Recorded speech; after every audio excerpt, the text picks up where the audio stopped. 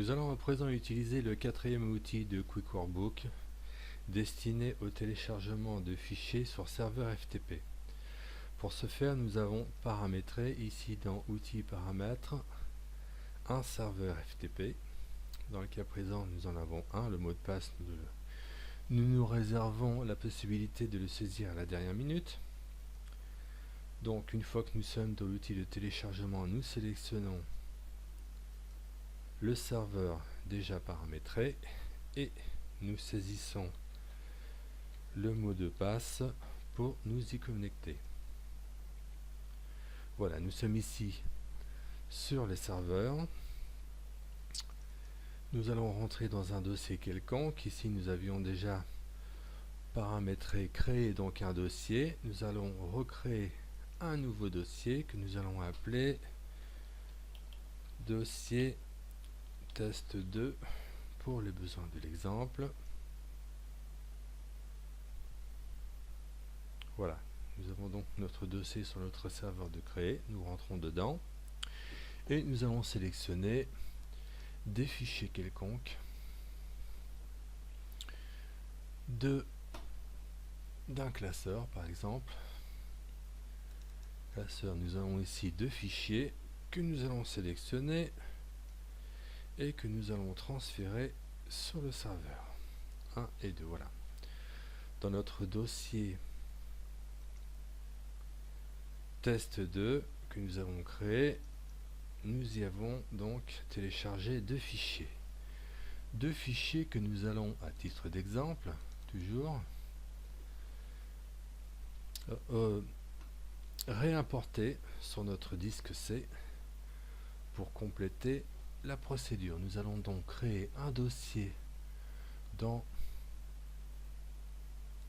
on va dire dans l'unité C, à titre d'exemple, que nous allons appeler dossier test 2, comme celui que nous avons créé sur le serveur.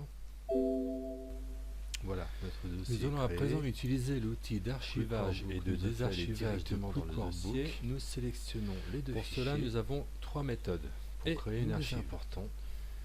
Ou bien nous nous rendons dans un dossier quelconque C, du disque C, ce qui peut prendre un certain temps suivant la qualité de la connexion. Voilà, nous sélectionnons les deux fichiers d'importer après les avoir précédemment exportés. La procédure pour créer. Voici comment nous créons.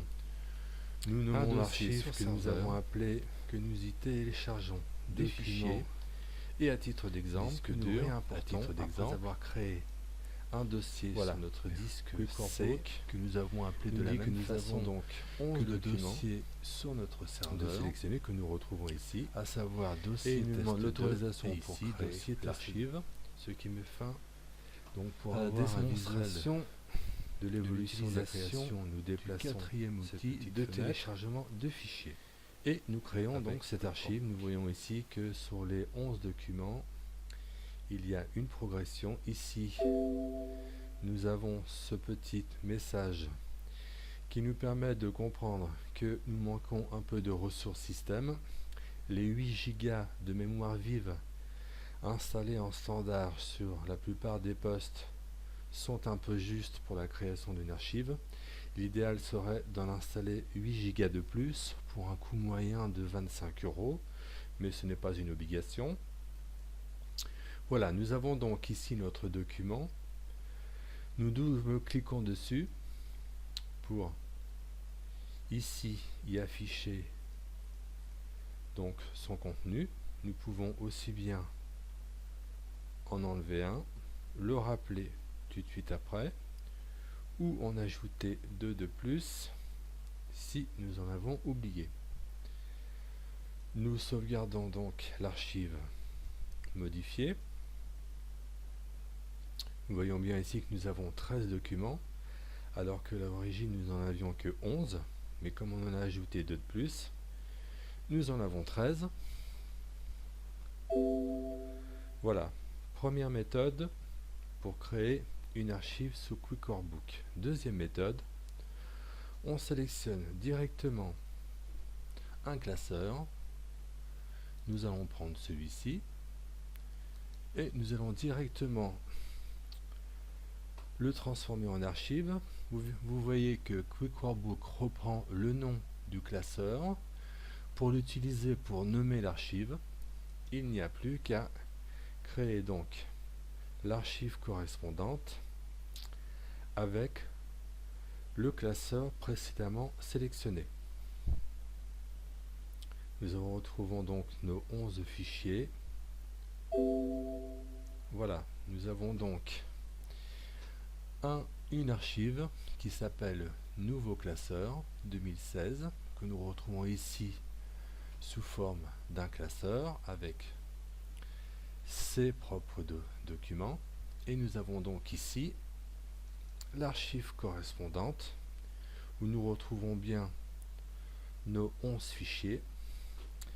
Maintenant, nous allons créer une archive avec des documents quelconques. Pour ce faire, nous allons créer une archive quelconque,